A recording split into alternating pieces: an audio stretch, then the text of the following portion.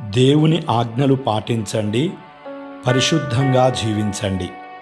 క్రీస్తునందు ప్రియులారా, దేవుని ఆజ్ఞలు మన క్షేమమునకు ఉద్దేశించినవే కాని మనకు కీడు తలపెట్టేవి కావు. దైవాజ్ఞలను పాటించడం ద్వారా పాపమునకు నడిపించే శరీర కోరికలను అదుపులో ఉంచుకోగలము. ఆధ్యాత్మిక శత్రువులను జయించగలము.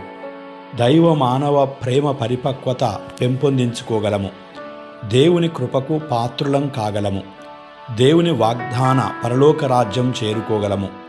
ప్రియులారా, దైవాజ్ఞలను స్వేచ్ఛగా ఆచరించే వాళ్ళకే ఈ అనుభూతి లభిస్తుంది. దేవుడు మనల్ని ఆయన బిడ్డలుగా స్వీకరించాడు. మన క్షేమము కోరి ఆజ్ఞాపింపబడిన వాటిని పాటించడం ద్వారానే దేవునితో మనకున్న బాంధవ్యాన్ని కాపాడుకుంటాము.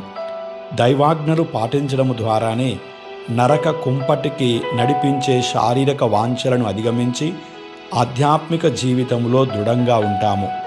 దైవాజ్ఞలను పాటించడానికి పునీతుల జీవిత ఆదర్శం ఉపయోగకరంగా ఉంటుంది. వారు సమస్తాన్ని విడిచిపెట్టి నిత్యజీవం పొందాలన్న ఆకాంక్షతో దీక్షాపరులై దేవుని ఆజ్ఞలను పాటించారు. ప్రియులారా, దేవుడు వారికి పునీత కిరీటాన్నిచ్చి తన మహిమలోనికి స్వీకరించారు కదా. దేవుని ఆజ్ఞలను పాటించేవారే దేవునికి ప్రియులై ఉంటారు.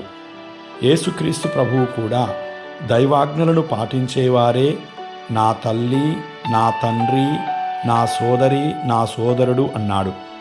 దైవాజ్ఞలను పాటించేవారే దేవునికి స్నేహితులై ఉంటారు.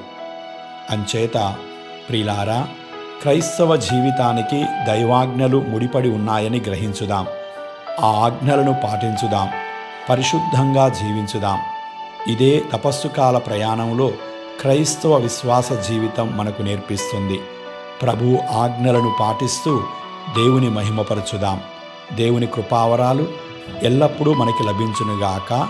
ఆమేన్.